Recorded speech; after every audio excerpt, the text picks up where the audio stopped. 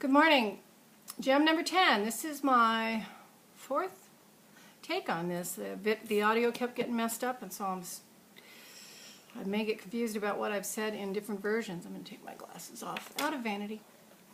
Okay, I'm just going to share some things that I have learned about relationships. I think it's a lifelong journey for us. Some people are better at it than others. The reason I think some people are better at it than others is I think they know who they are. I think they're okay with who they are. I think they accept themselves. And that was not me, based on a lot of things. You know, for me, could have been the dysfunctional family I grew up in. I didn't have good examples about relationships. Many people don't. But I don't know that that's it. You know, the bottom line is I didn't know who I was. I guess what I did know I didn't like, so I kept changing it. I was a chameleon and trying to be what I thought other people wanted me to be. And now at this late stage, I'm learning who I am, you know, what I want, and I'm doing everything I can to not base that on what someone else thinks I should be. And that can be anyone. That can be society or anybody. Okay, so boy, it's confusing because I've done so many versions of this, but I'm going to do the best I can. One thing that I remember vividly thinking about, I don't know that I thought it directly as a thought, it was more like a belief system I was operating under, and that was I saw myself as a diamond in the rough. This is, now I'm speaking about romantic relationships, but the relationships I'm talking about in this video are really going to be of all kinds, because what we do in one kind of relationship we will typically do in all.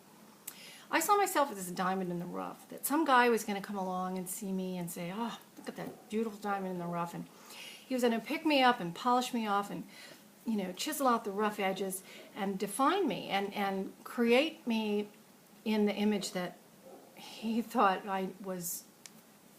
that I should be.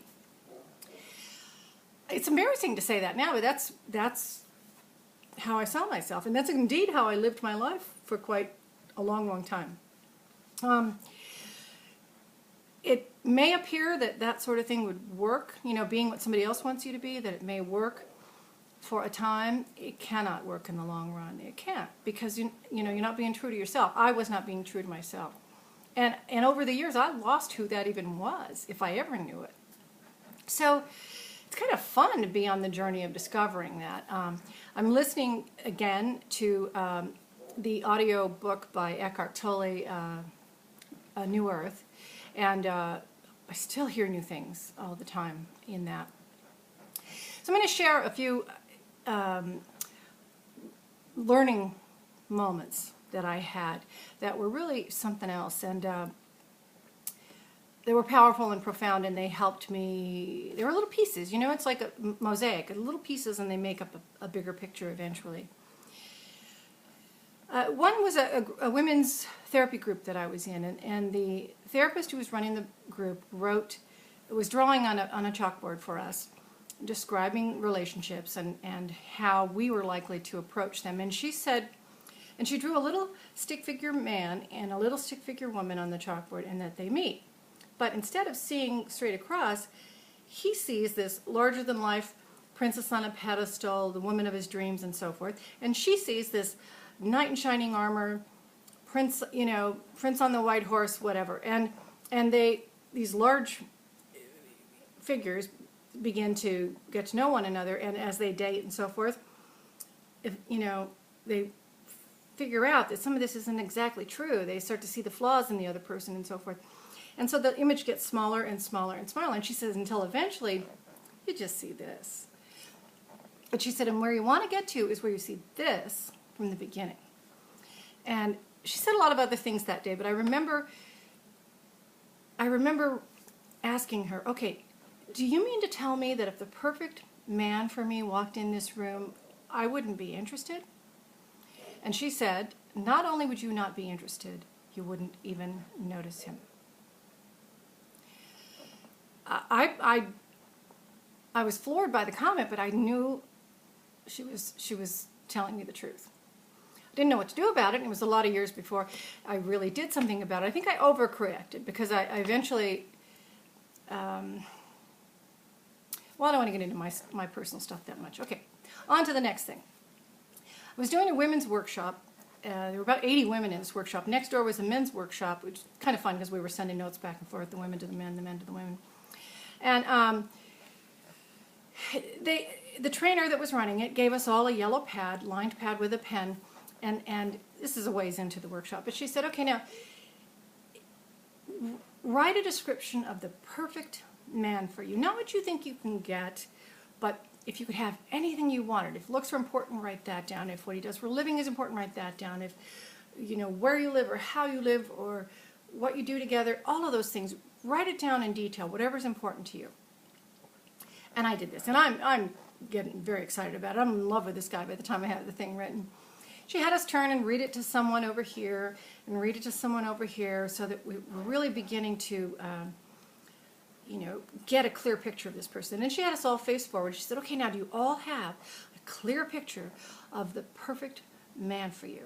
And I'm like, yeah, you know. And she said, now, what kind of a woman do you think he would want? That was what I call a cold water in the face moment. And I've had a number of those over the years. And, you know, between that, the stuff that I just told you about, the, you know, the little people and so forth, and a lot of other things that happened, I gradually came to this conclusion. And you hear this, the basics of this in many spiritual teachers' talks.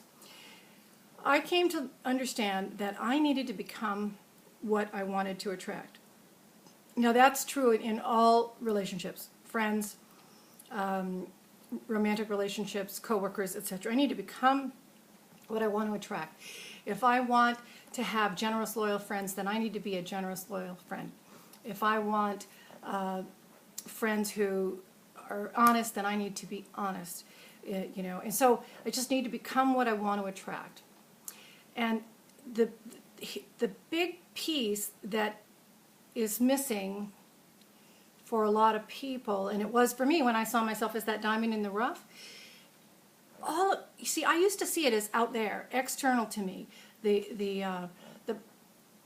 opportunity for me to grow, change, be happy. It was out there.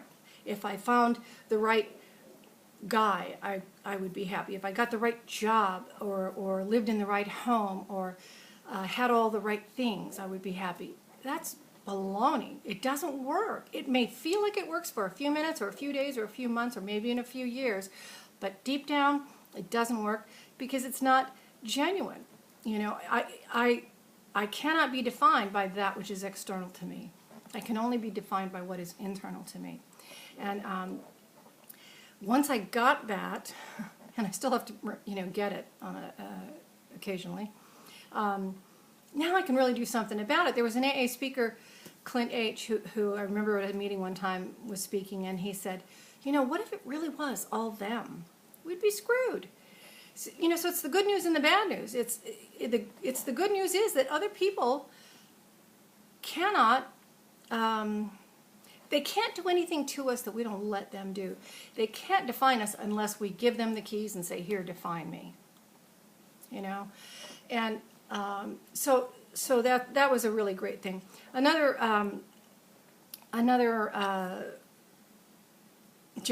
you know, thing that happened along the way was this. In another workshop, the trainer, now imagine that I'm standing, I'm sitting, but imagine that I'm standing. She had her arm out like this, as though there was a person standing here.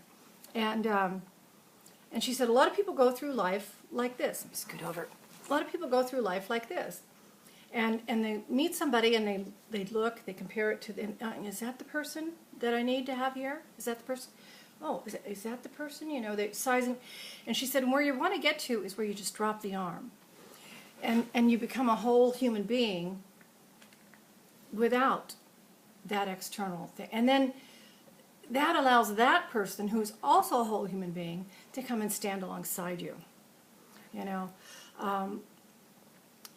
I've had my share of being the manifestation of someone else's ideas and them being the manifestation of my ideas. And it just, I really think it just causes pain and heartache. I'm trying to think. I should probably write down notes for this. Oh yes, the one other thing I wanted to tell was this. I heard a woman speak one time. She was at it. This is another AA thing. I've learned a lot of stuff in AA. Excuse me. This is an older woman, and she had a grown daughter who lived at home with her. And this grown daughter was in the grips of addiction and struggling with alcoholism and addiction. And the woman said, as she spoke at this meeting, that she noticed that the sicker her daughter got, meaning, in the grips of alcoholism and addiction, the sicker her daughter got, the better looking the young men she brought home were. Now, I don't know if you get that like I got it, but it was a cold water in the face moment for me. Again, externalizing this young woman, as she was sicker and sicker and emptier inside, she had to have more on the outside. And, a better looking guy, gee, if I have a really good looking guy on my arm, then I must be okay. For some people it's, gee, if I drive a nice car, if I live in a nice home, if I have a good job, whatever that external thing is, which truly has nothing to do with who we are. So that's the good news. It's the good news and the bad news. For me, it was the bad news at first, because it was like, oh my gosh, I don't know how to relate to the world this way. What do you mean it's an inside job? I have to, so the best thing that I know to do to begin to accept, to discover and accept who you are and become what you want to attract is to be in this moment, right here, right now. And Eckhart Tolle, for me, is the best teacher, spiritual teacher for that. I listened to his audiobooks. I don't think I said this already in this version of Gems number 10. The Power of Now is fabulous, and right now I'm listening to A New Earth, and or The New Earth, I forget which it is. And I still hear stuff I didn't hear before.